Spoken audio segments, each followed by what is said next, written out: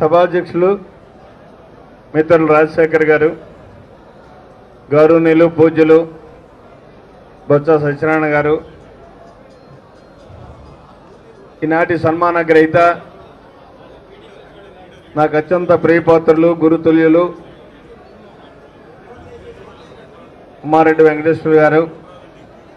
వేదికను అలంకరించినటువంటి ప్రియమిత్రులారా, ఈనాడు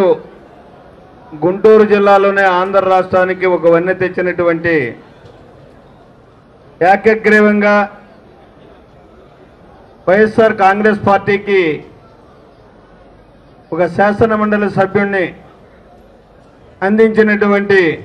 వైఎస్ఆర్ కాంగ్రెస్ పార్టీ కుటుంబ సభ్యులందరికీ పేరు పేరున నా హృదయపూర్వకమైనటువంటి ధన్యవాదాలు తెలియజేసుకుంటున్నా. ఇక్కడ ఎన్నిక జరిగింది పెద్దల సభకి. ఒక పెద్ద జిల్లా నుంచి పెద్దల సభకి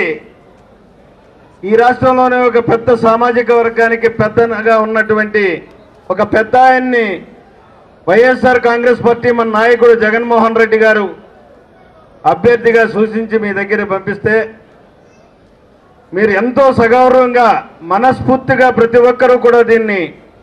మీ ఇంట్లో కార్యక్రమంలో తీసుకుని ఈనాడు ఏకగ్రీవంగా శాసన మండలికే వన్నె తెచ్చేటటువంటి, అసలు శాసన మండలి అన్నది పెద్దల సభ, ఆ సభకి వన్నె తెచ్చేటటువంటి ఒక అపార అనుభవం ఉన్నటువంటి వ్యక్తిని ఈ గుంటూరు జిల్లా నుంచి పంపించినందుకు ఇది వైఎస్ఆర్ కాంగ్రెస్ పార్టీకి ఎంతో మనోధైర్యాన్ని బలాన్ని ఇచ్చింది అని చెప్పి ఈ సందర్భంగా మీ అందరికీ మనవి చేసుకుంటూ, ఆయన అభినందించేటటువంటి ఆ తాహత నాకు లేదు. ఆయనకి మరి మనస్ఫూర్తిగా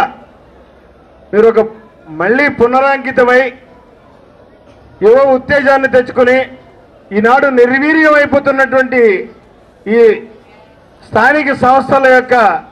అధికారాలను పరిరక్షించేటటువంటి బాధ్యత మీ భుజస్కంధాల మీద వేసుకుని పార్టీని వైఎస్ఆర్ కాంగ్రెస్ పార్టీ రాష్ట్రంలో మీ సూచనలతో మీ నిర్ణయాలతో మీ అడుగులో అడుగేయడానికి సంసిద్ధంగా రాష్ట్ర ప్రజలంతా ఉంటారు. మరి జగన్మోహన్ రెడ్డి గారిని ఆశీర్వదిస్తూ మీ యొక్క అపార అనుభవాన్ని ఇటు పార్టీని నడపడానికి అటు శాసన మండలిలో వన్నె తెచ్చే విధంగానే కూడా ఉపయోగపడాలి అని చెప్పి సవినయంగా మనవి చేసుకుంటూ మరి వారికి మరొకసారి నా హృదయపూర్వకమైనటువంటి పాదాభివందనాలు తెలియజేసుకుంటూ సెలవు తీసుకుంటున్నా. జై హింద్, జై జగన్.